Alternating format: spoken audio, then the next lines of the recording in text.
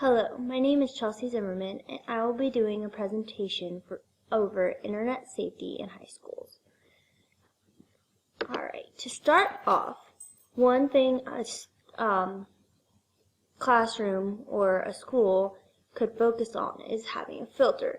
Filtering the internet needs a couple steps. The first step is to pick which filter there is. There are so many filters out there that a school really needs to research which one fits what they want to get through to the students and to block the students from. And researching that first will help them a lot. Then after you buy the filter that it needs, every school needs like a manager of the filter, someone to make sure that the filter isn't too much filtering or too little.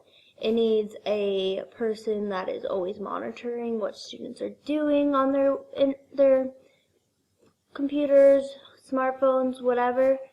Then it needs constant editing because every classroom will change over time and need different websites, and through the years different teachers will need that different websites open, and then other teachers will need less websites open, or if they find a website they might need someone to block it.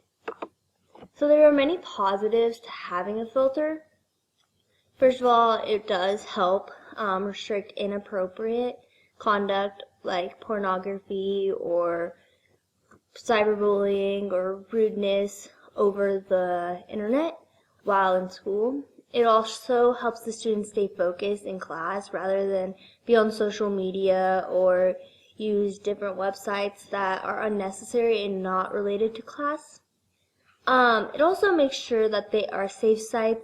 If a student does go home and is like, oh, I got on this online, or I saw one of my friends on a pornographic website, this filter will most likely be blocking all of those sites.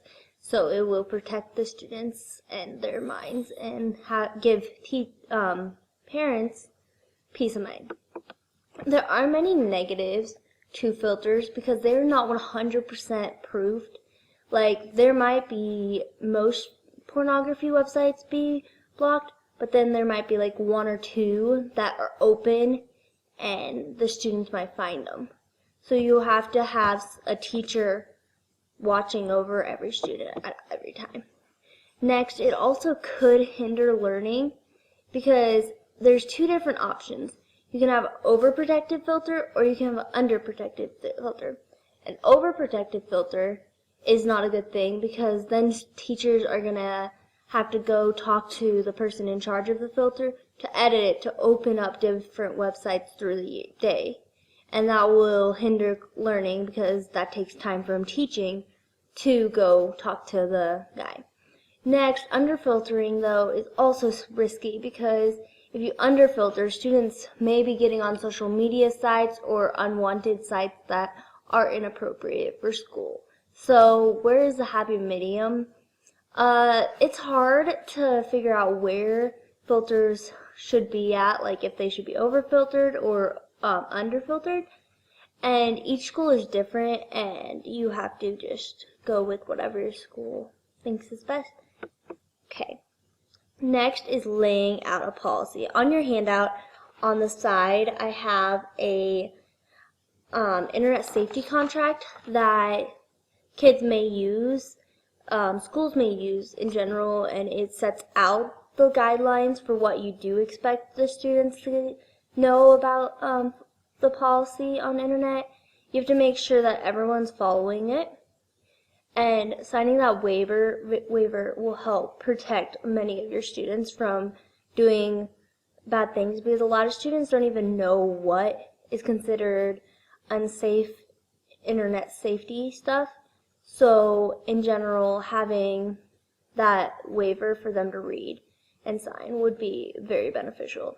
Next, setting out a lecture for every student on internet safety will actually more thoroughly have the students understand it. Yeah, it might seem tedious doing the contract and the lecture, but to be honest, a lot of students won't even read the contract thoroughly. But a lecture they have to sit through will help enforce the policy. And then, as I said earlier, you have to make sure that you're enforcing the policy. Every teacher. It can't just be one or two that think, oh, I'll actually enforce it, and then have a whole bunch of teachers that aren't enforcing it, because it will not work, and most students will continue doing wrong things on the internet and not be safe if only a few are going through with it. Okay, when you create a policy through a school, research about different policies other schools have, because that will give you some more tips, because something you may not think of, another school might have written down, that will help you in the long run. Write out what you expect word from word. Students use policies to get around things. Like, if you don't have something word from word, a lot of students will be like, oh, it's a gray area. Just make sure when you write out your policy that it's either black or white, no gray areas, because students will try to push your limits. Make sure that the policy is enforced. As I said earlier, you cannot not enforce it. Everyone has to go with it. The lecture would be a great start in order for the students to understand. And then, even though you have the policy and the lecture, you have to monitor internet use for every student. You can't just think, oh, they went through this lecture and signed the policy, so they should know what to do. No. Students need to be monitored and made sure that they know the rules, and watching them and making sure that they follow through with the rules is a very crucial part of the whole thing, because if you do not watch them and enforce it and make sure they are doing what they signed up for, then any student could get away with a lot of things. Alright, as I said, students can get away with a lot of things doing that. Cyberbullying and cyber dating and identity theft are only 3 of the major problems on the internet. The internet holds many different things that could cause many problems. 59% of school technology workers reported inappropriate use in schools, which that is really high, because it's more than half. With filters and policies, this should go down and be more monitored. 48% of school students go online for 2 hours per week. That's a lot of time that students are able to mess around and do inappropriate stuff if not monitored. Alright, on to cyberbullying. This has become a huge threat in today's world, with many suicides being conducted because of cyberbullying. If you look at your handout, I have a pie chart of how often do people say mean, hurtful things to people. If you look at that even grows more when you add in cyberbullying and all the mean stuff that people do put online. Cyberbullying is the use of internet to bully another student. This can happen during school, which it becomes a huge problem with the school and everything, because it is the school's responsibility to monitor whether the students are behaving. It also could cause problems even if it's done outside of class, so monitoring that as much as you can. Ways to prevent it is making students aware of the problem of cyberbullying. A lot of people think, oh, I'm doing it online, so it doesn't count. But cyberbullying has caused many teens into depression, into suicide, and a lot of things. Showing videos of how cyberbullying affects its victims will help. Recently I have watched a YouTube video about Amanda Todd, which is a young girl who murdered herself because of cyberbullying got so bad.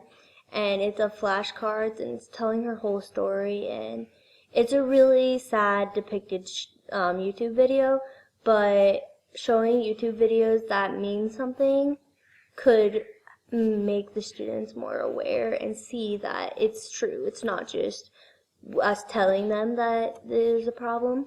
Alright, so cyber dating or talking to strangers.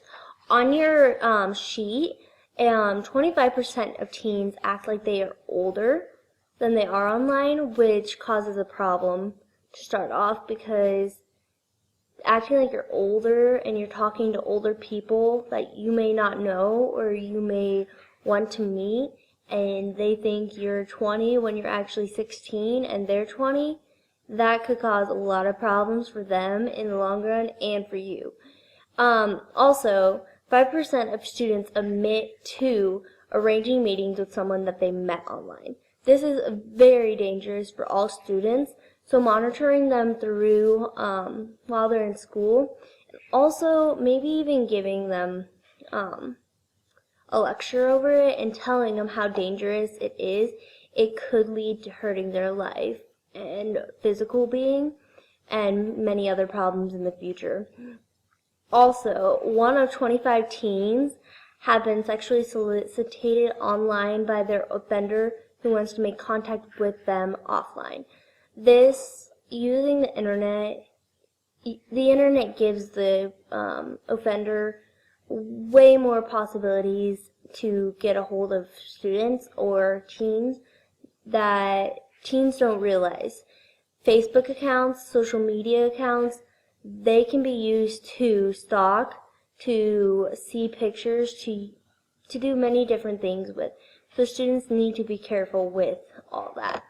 Alright, next let's talk about ways to prevent cyber dating. I already mentioned that talking to them would be a good start. Also, maybe giving lectures to them. Having a lecture that's integrated into your regular class routine, that would prevent them from actually doing it, because they don't know. A lot of students don't even know about all the threats online. Alright, lastly, identity theft. Identity theft has become a big problem recently with all the Facebook, the social media, the Instagram, the Twitter, all of that. Schools need to stress that how important it is a student puts as little as possible on social media sites. Many people do not know that there is a privacy setting on Facebook. I know Twitter, there is also an Instagram. They all have a privacy setting which can block many people from seeing their own information, but there are ways around that. So the safe bet is if you would not post things that are vital to your living, like your address, your phone number, such like that. Posting pictures is fine, depending on the pictures. Also, jobs do look at social media for information about people, so it could hinder your job if you have alcohol in your pictures or stuff like that. So the best way to help prevent identity theft is to inform the students and to tell them that they need to have the privacy settings all on set on their Facebook and their social media site. Even having a lecture over putting the privacy settings on, maybe even go to a computer room and have every one of the students put their privacy settings on, that would help them know where it is at so they can edit it to where they want it. This is vital, and also things like that are used for jobs, pictures on the internet. Everything is led up to make you who you are. So anything you put on the internet will affect you later in years. So informing your students of how big a threat internet is would be probably one of the most vital things a teacher could do, because the internet nowadays is ruling everyone's world, and jobs and everyone are looking at social media and deciding whether or not the person is good or bad or able to do the job or not what you're looking for, which you could be perfect candidate and then they see alcohol on your Facebook page and they decide, well, maybe she's not responsible.